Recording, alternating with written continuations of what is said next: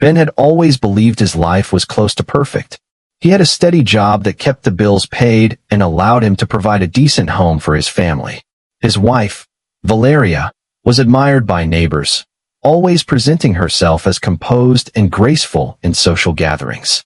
And his daughter, his beloved little girl, was the joy that made every hard day worth it. But what Ben did not know was that beneath the carefully painted surface of domestic harmony lay a darkness he never could have imagined. It began with something so small it seemed harmless at first. His daughter developed a rash, tiny red bumps crawling up her arms like restless ants. At first, Ben assumed it was just a common irritation, something children develop from time to time. But when he touched her skin, she flinched as though the lightest pressure burned. She whispered that it hurt, her little eyes wide with discomfort.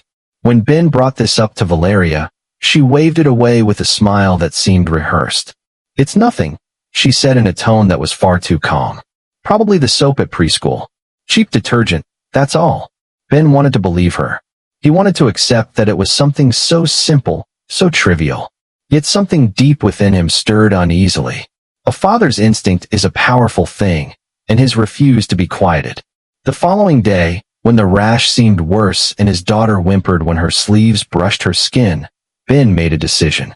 He buckled her into the back seat, whispered lullabies to soothe her fear, and drove recklessly through red lights until they arrived at the hospital.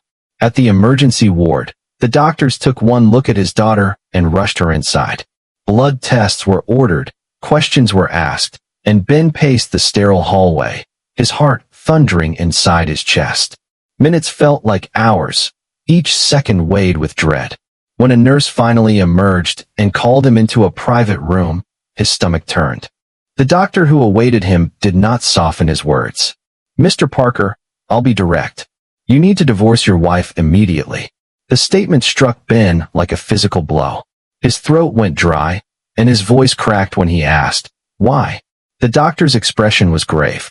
"Your daughter's rash is not an allergic reaction. It's caused by chronic exposure to scopolamine. This substance is absorbed through the skin. Someone is poisoning her." The words didn't make sense at first. Poison? Scopolamine? The world seemed to tilt beneath Ben's feet. He had built his life on the assumption that his home was safe, that his family was whole. Now that foundation was crumbling. His body froze, but his mind started moving rapidly, connecting pieces that had once seemed too insignificant to notice. He thought about Valeria, about the way she smiled just enough in photographs, but rarely when no one was watching. About how she lingered in the shower when he came home unexpectedly. About how she had changed perfumes, swapped detergents, stopped giving their daughter her nightly stories. At the time, he had brushed these off as quirks, minor changes, nothing unusual. But now, with the doctor's words echoing in his head, the details sharpened into something sinister. Ben didn't confront Valeria immediately. Instead, he began to watch. He bought a small hidden camera and installed it discreetly in the laundry room, beneath the vent of the dryer. He slipped a pin with a built-in microphone into her gym bag. He stopped asking questions and started collecting evidence. It didn't take long before his suspicions crystallized into horrifying truth. 3 days later, he sat in his study, staring at his laptop screen as the footage played. Valeria stood in the laundry room, glancing over her shoulder before pouring liquid from a small medical bottle into the detergent. She moved with care, as if performing a ritual she had rehearsed many times. Ben replayed the video over and over, each time feeling another layer of denial fall away. But the poison in the detergent was only part of the puzzle. He needed to know why. He hired a discreet investigator, someone whose services did not come cheap. Within a week, Ben had phone records in his hands, long calls to a disposable number, messages that erased themselves, but also a trail of voicemails. One voicemail in particular made Ben's blood run cold. A man's voice, detached and sharp, spoke, "Don't go too far. We agreed to weaken her, not send her to the hospital. If child services get involved, we're finished." It was all there. The betrayal, the conspiracy, the plan. Valeria wasn't just poisoning their daughter. She was doing it with someone else's knowledge, with someone else's encouragement. Together, They had mapped out a scheme designed to make Ben appear negligent, an unfit father, so that Valeria could claim full custody in the divorce she had already drafted behind his back. The revelation left Ben hollowed out, but it also steeled his resolve. He could not afford to let rage drive him into mistakes. If he confronted Valeria without proof, she could twist it against him. So he bided his time.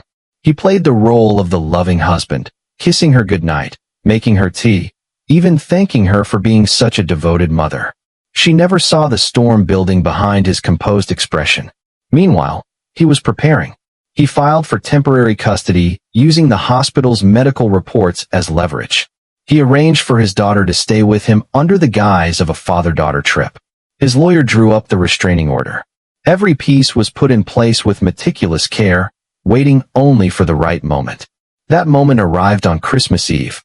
The house was decorated, the fire crackled in the hearth, and Valeria's parents wore their traditional holiday sweaters. Her sister snapped photos for social media, capturing what looked like a picture-perfect family holiday. Valeria herself moved gracefully through the room, handing out gifts with a smile that could have convinced anyone she was the embodiment of maternal devotion.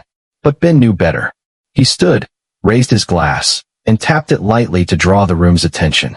"I have a gift to share as well," he announced. Then he set an envelope on the table. Inside are photos, receipts, videos, recordings, everything. Valeria tilted her head, her smile faltering. "What is this?" Ben's voice was steady. "Proof that you've been poisoning our daughter with scopolamine for weeks." The silence that followed was suffocating. Valeria's father dropped his glass. Her mother pressed her hands to her chest, her face pale with disbelief. But Ben wasn't finished. "And I also know about him." The voice in the voicemail. "The plan to weaken our daughter, to make me look negligent, so you could claim full custody after the divorce you had already prepared." Valeria's face contorted with panic. "You're insane," she stammered. But Ben pressed play on the recording, letting the man's damning voice fill the room. The atmosphere turned funereal. Every illusion shattered. Valeria was arrested that very night. Her lover, an attorney she had met during a so-called wellness retreat, was taken in as well. Together, they had plotted not only to remove Ben from his daughter's life, but also to profit from it.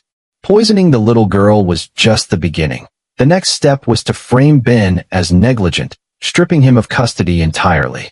But Ben had moved faster, smarter, and cleaner. Now Valeria had nothing. No daughter, no lover, no reputation. The school board severed ties with her. Her yoga studio blacklisted her. Her face appeared on every news broadcast that covered the custody case. A simple Google search kept her downfall alive for the world to see. Ben's daughter recovered in time. The rash faded, and her laughter returned to fill the house.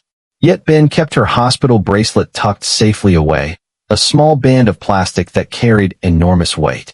To him, it symbolized the day he stopped being a husband and became a father who would fight with teeth and claws to protect what mattered most. He understood now that betrayal was an art form, a subtle, calculated performance.